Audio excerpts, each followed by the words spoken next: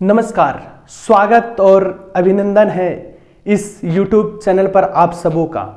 आज का हमारा टॉपिक है पार्टनरशिप फर्म, जिसे हम हिंदी में साझेदारी व्यवसाय कहते हैं। आज हम बात करेंगे कि साझेदारी व्यवसाय क्या है, साझेदारी व्यवसाय के कैरेक्टरिस्टिक्स क्या है और इसके साझेदारी संलेख हम किसे कहते हैं। तो चलिए बिना किसी विलंब का हम आज का टॉपिक स्टार्ट करते हैं।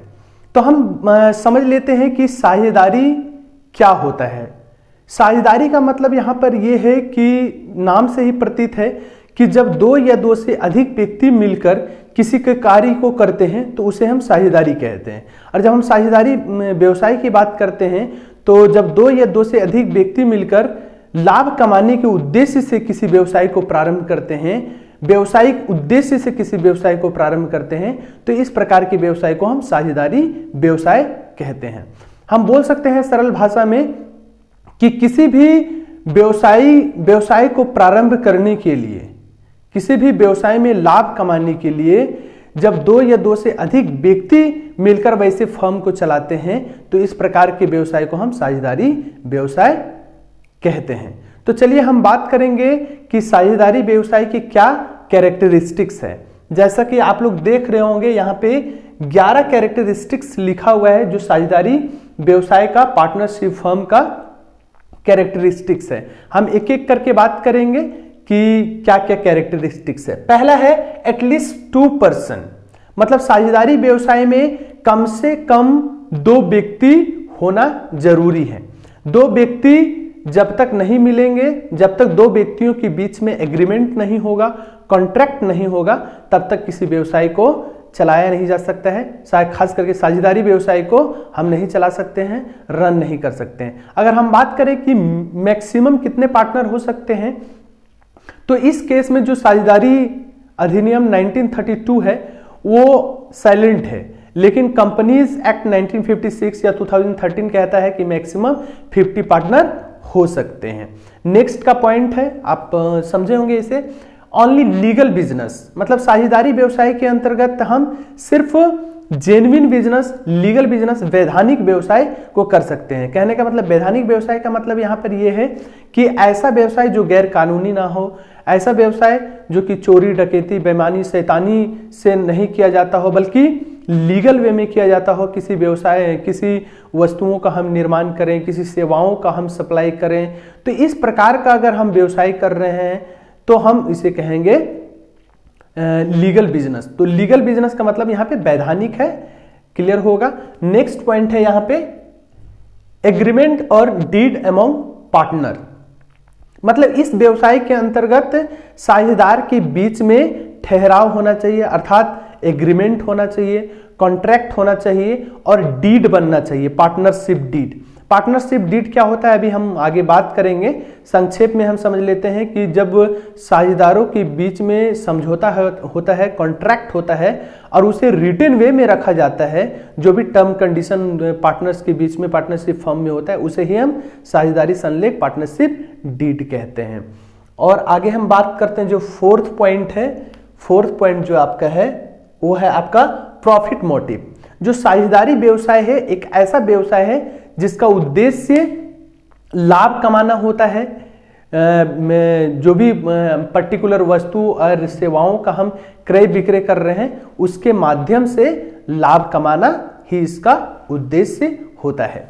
नेक्स्ट जो पॉइंट है वो है आपका division of profits amongst themselves, मतलब एक साझेदारी व्यवसाय में जो भी प्रॉफिट होता है या लॉस होता है उसको जितने भी उस फर्म में पार्टनर हैं उस सभी पार्टनरों में बांट दिया जाता है, साझेदारों में बांट दिया जाता है। जो पूर्व में पार्टनरशिप डीड में जो रेशियो निर्धारित किया गया है, जो रेशियो सर्टेन किया हुआ रहता है, उसी रेशियो में साझेदारों का अगर व्यवसाय में प्रॉफिट हुआ है तो प्रॉफिट को उस रेशियो में बांट दिया जाता है, अगर लॉस हुआ है तो लॉस को उस रेशियो में बांट दिया जाता है।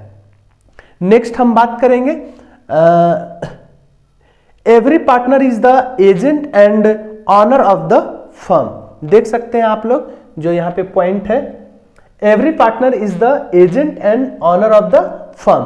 कहने का मतलब यहां पर यह है कि प्रत्येक साझेदारी व्यवसाय के प्रत्येक पार्टनर एजेंट भी होते हैं और ऑनर भी होते हैं। वो डिसाइड किया जाता है सभी पार्टनरों में कि कौन सा पार्टनर खातों को देखेंगे, कौन सा पार्टनर मैनेजमेंट का काम करेंगे, कौन पार्टनर कंट्रोलिंग का काम करेंगे। तो आपस का वो अंडरस्टैंडिंग होता है, लेकिन सभी के पास राइट्स है कि वो भी ऑनर होता है और एजेंट भी होता है। नेक्स्ट हमारा जो पॉइंट है वो है अनलिमिटेड लायबिलिटीज। यहां पे अनलिमिटेड लायबिलिटीज का मतलब क्या है? अनलिमिटेड लायबिलिटीज का मतलब है कि ऐसा दायित्व जिसका भुगतान, जिसका पेमेंट हम व्यवसाय के प्रॉपर्टी से नहीं कर पाए, बिजनेस के धन से नहीं कर पाए, और वो पार्टनर को इंडिविजुअली अपने प्राइवेट एसेट से, अपनी निजी संपत्ति को बेचकर या अपने निजी धन से भुगतान करना पड़ता है, उन दायित्वों का निपटारा करना पड़ता है। तो उस प्रकार के दायित्वों को हम अनलिमिटेड दायित्व कहते हैं। मतलब ये सीमित दायित्व नहीं है कि वो फर्म तक ही सीमित है, बल्कि वो साझेदारों तक ये इस लायबिलिटी को ले जाया जाता है। ये साझेदार उसको चाहे जैसे वियर करें, जैसे उठाएं, उन्हें पेमेंट करना पड़ता है। ये जो भी लायबिलिटीज है उसको दूर करना पड़ता है, उसका समाधान निकालना पड़ता है। नेक्स्ट जो पॉइंट है वो नेक्स्ट जो 8 पॉइंट है, नंबर 8, नो सेपरेट एग्जिस्टेंस। कहने का मतलब यहां पर यह है कि आप लोग सभी सुने होंगे लैला मजनू की जोड़ी, तो वो एक दूसरे के बिना नहीं रह सकते हैं। उसी प्रकार से यहाँ पे साझेदार और फर्म एक दूसरे के बिना नहीं चल सकते, दोनों एक दूसरे का अंग है। अगर साझेदारी नहीं रहेंगे तो व्यवसाय कैसे चलेगा? व्यवसाय है तो साझेदार है, साझेदार है तो व्यवसाय है। मतलब इन दोनों के बीच में सेपरेट एग्जिस्टेंस नहीं हो सकता है, दोनों एक हैं। क्लियर होगा? नेक्स्ट है सर्टेन नेम ऑफ फर्म। मतलब साझेदारी व्यवसाय का एक निश्चित नाम होना चाहिए। जो भी नाम हो, A to Z लिमिटेड हो सकता है, A to Z फर्म हो सकता है, या सुनील एंड ब्रदर्स फर्म हो सकता है, कुछ भी एक नाम होना चाहिए। ठीक है, एक निश्चित नाम होना चाहिए जिस नाम से ये पार्टनरशिप फर्म रन करेगा। नेक्स्ट जो पॉइंट है वो इंडिविजुअल एज अ पार्टनर। कहने का मतलब यहां पर ये है कि ये जो पार्टनरशिप फर्म है उसमें जो व्यवसाय, जो पार्टनर होंगे वो कोई एक व्यक्ति हो सकता है, ना कि कोई फर्म, कंपनी नहीं हो सकता है, बल्कि पार्टनरशिप फर्म में कोई एक व्यक्ति ही पार्टनर हो सकता है। Next point, minor partner. कहने का मतलब यहां पर यह है कि क्या एक अवयस्क व्यक्ति, माइनर मतलब जिस व्यक्ति का उम्र 18 वर्ष से कम हो, क्या वो व्यक्ति पार्टनर बन सकता है? बिल्कुल बन सकता है। ऐसा प्रावधान है कंपनी पार्टनरशिप फर्म 1932 में, पार्टनरशिप एक्ट जो 1932 है, इसमें ऐसा प्रावधान है कि एक माइनर व्यक्ति भी पार्टनर बन सकता है। लेकिन इसमें कुछ शर्तें हैं, जैसे कंपनी में प्रॉफिट होता है तो वो शेयर लेगा, लेकिन लॉस होगा तो वो लॉस बियर नहीं करेगा। तो आशा और उम्मीद करता हूं कि जो भी पार्टनरशिप फर्म की कैरेक्टरिस्टिक्स हैं उसे आप समझे होंगे बेहतरीन तरीके से। अगर आपको किसी प्रकार का कोई भी डाउट हो तो हमें कमेंट जरूर करें।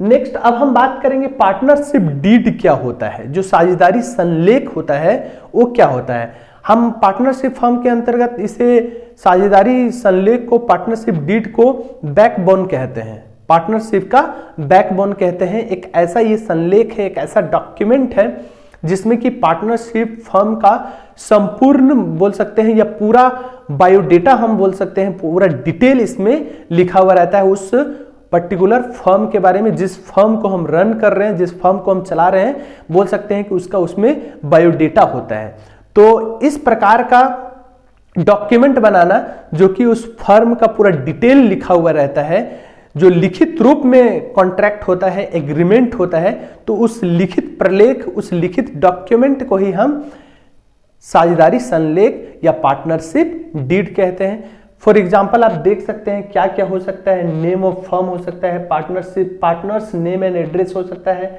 और फर्म का भी एड्रेस हो सकता है, प्रॉफिट शेयरिंग रेशियो हो सकता है, period of partnership firm, partnership firm का क्या अवधि होगा, एक एक्सपेक्टेड जो होता है वो क्या होगा, ड्राइंग्स एंड इंटरेस्ट, है ना, आहरण की क्या नियम एवं शर्तें होंगे, जो इंटरेस्ट होगा उसका क्या नियम और शर्तें होंगे, ETC बहुत तरह के इसमें डिटेल जानकारियां होती हैं। तो आशा और उम्मीद करता हूं कि आप इस वीडियो को बेहतरीन तरीके से समझे होंगे। अगर आप इस वीडियो को देखकर आप कुछ सीखे हैं, कुछ आप जान पाए हैं, तो इस वीडियो को लाइक सब्सक्राइब जरूर करें और अधिक से अधिक शेयर करें। अगर कुछ भी अगर आपको इसमें और जानना हो तो आप मुझे कमेंट करके बता सकते हैं, या आप कोई टॉपिक देना चाहते हैं तो आप दे सकते हैं। Thanks for watching this video.